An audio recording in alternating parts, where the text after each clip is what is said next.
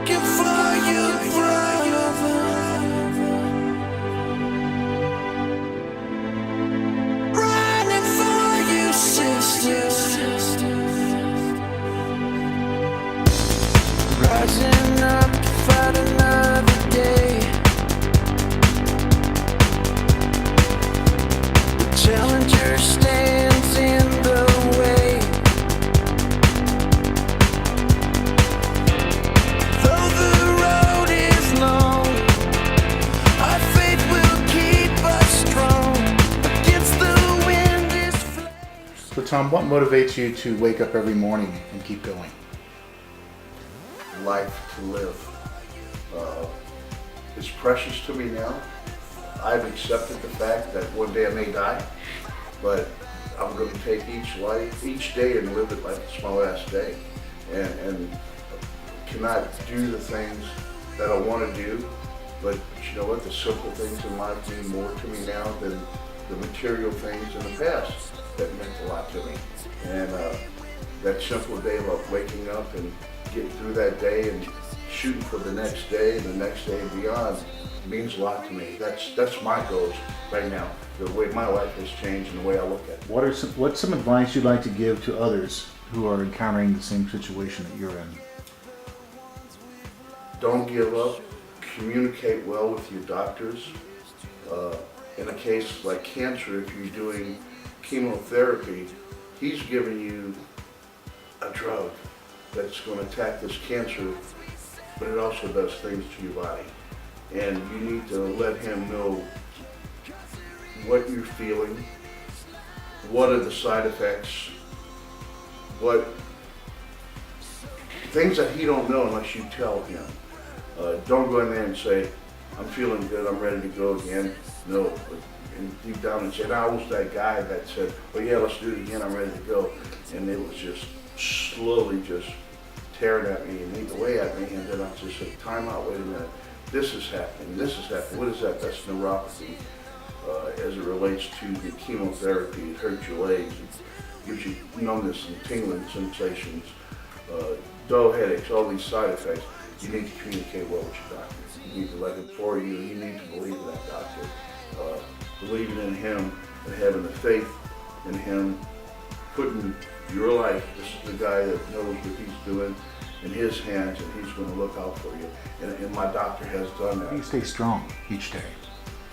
Do you have a regimen or a workout? Or? I do not. When my body tells me I'm tired, I rest. I do. Eat. I need to eat. My diet has changed a lot. More healthier diet.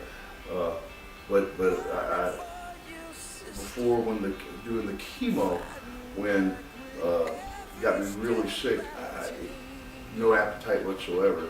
I have to force myself to eat every day to keep strong. But no physical activity. I wish I could go out and play around with golf, but I can't do it. Like I used to. I just can't do it. You know, so there's things that I put my limitations on. Can and cannot do. And one last question.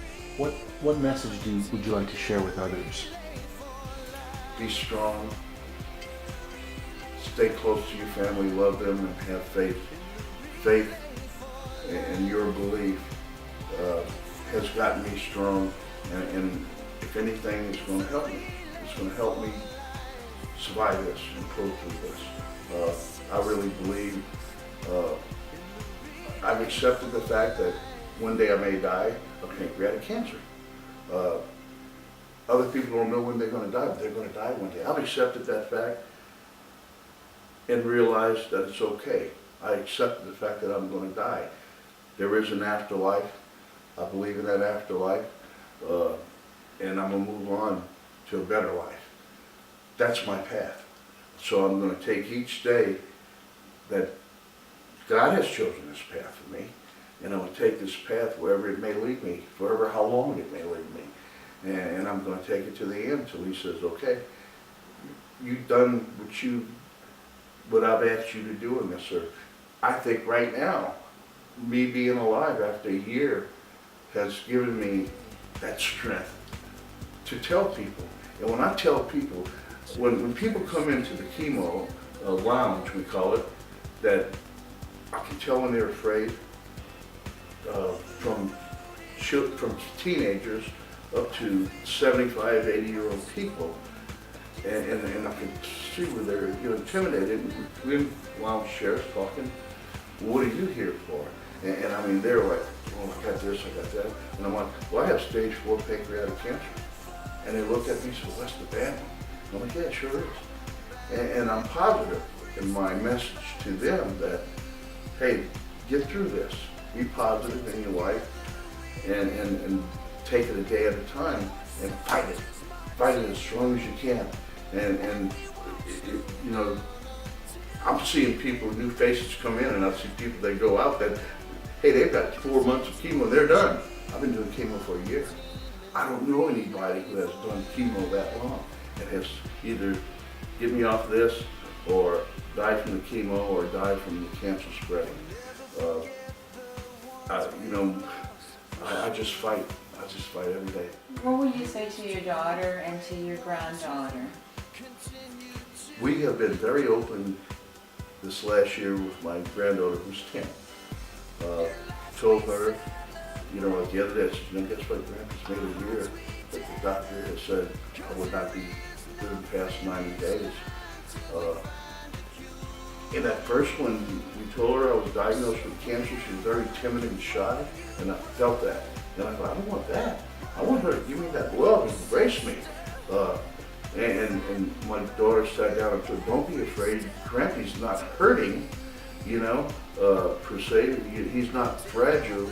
He wants your love. So I'm very open with her at the crawfish boil. There was some inappropriate language going around, a few people drinking their beers.